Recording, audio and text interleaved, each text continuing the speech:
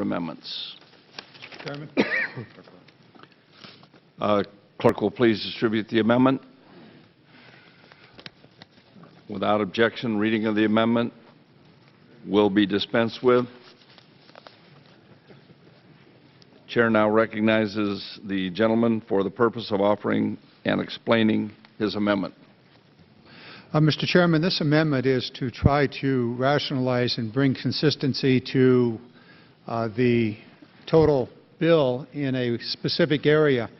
Earlier this day, we undertook a modification of the President's budget and required that the Global Hawk Block 30 remain in operation. There was a discussion here by the committee, and we accomplished that. And it's now in the bill. I assume it will stay in. So the Block 30s continue.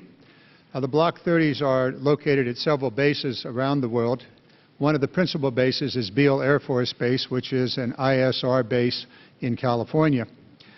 The U.S. Navy, recognizing the desire of the President to remove the Block 30, decided to reverse course and to move their BAMS, which is a Navy version of the Global Hawk, from Beale Air Force Base, where it was originally to go, and move it to the Point Mugu Naval Station in Southern California. Well, we changed all that. We decided that the Global Hawk was going to continue, and therefore the Navy's original desire to stay at Beale and then go to Mugu no longer made any sense, because we decided that the Global Hawks would continue and to be located. And the synergies that originally led to the naval decision to go to Beale are still in place. In other words, the reason to leave Beale is no longer in existence. And so what we're talking about here is to try to give all of us some time to understand what's going to happen. We may or may not be able to continue the Global Hawk. While we are extending its life in this bill, that's Global Hawk Block 30, we're extending its life in this bill. We are nonetheless moving a piece of the ISR facility out of Beale to Mugu. Doesn't make any sense. So the amendment simply says, I want the U.S. Navy and the Air Force to study the economics, to study the logistical issues, to study the synergies that can be created that were originally intended with the Block 30 and the naval BAMS systems, all located in one location at Beale. That's what the bill does. It doesn't eliminate the notion that at some point in the future the Block 30s would disappear, or at some point in the future the Navy will move to Point Mugu. What we need to do is to make a rational decision based upon what's actually going to happen. If the Block 30s continue, then it makes a lot of sense to have the synergies of these two similar machines located in one place, where the ISR systems can achieve their maximum potential. If they're not going to have the Block 30s, and that'll be in next year's legislation and decisions, then we can move on. In any case, we'll have data, we'll have knowledge. That's what the amendment's all about.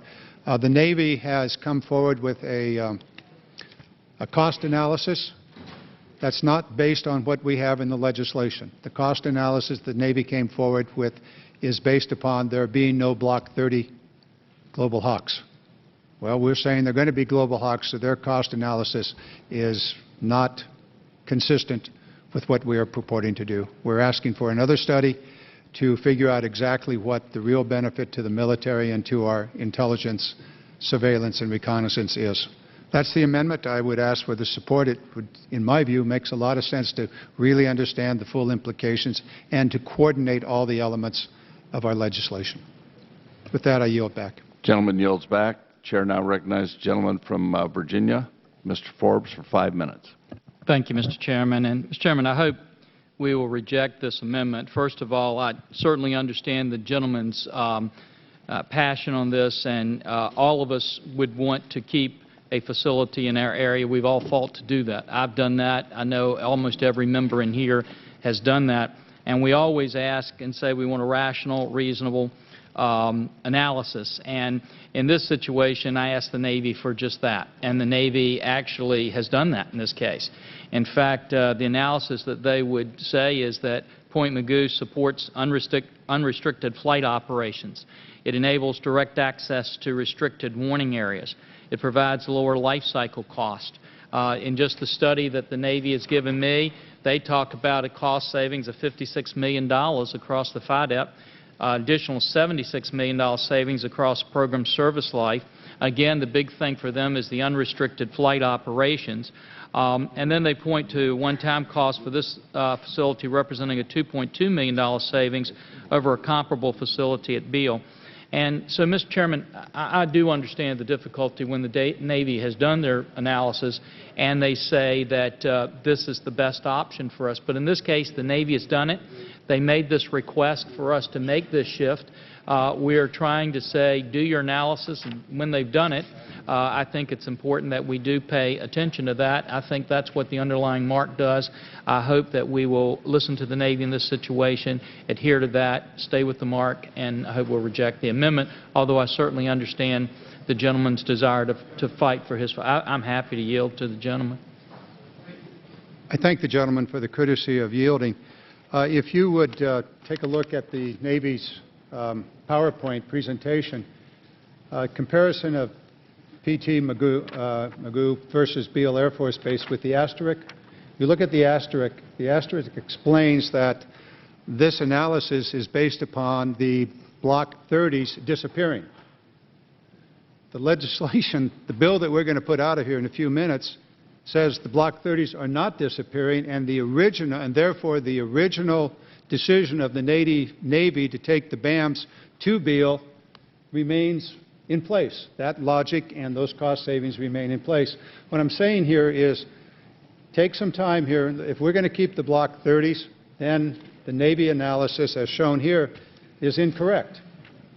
If the Block 30s disappear, then the Navy analysis is correct. There are other factors in the study that I'm suggesting here, and the time frame fit with the bill that we're putting out here. Let's understand what the synergies are, what the costs are, if the Block 30s do continue.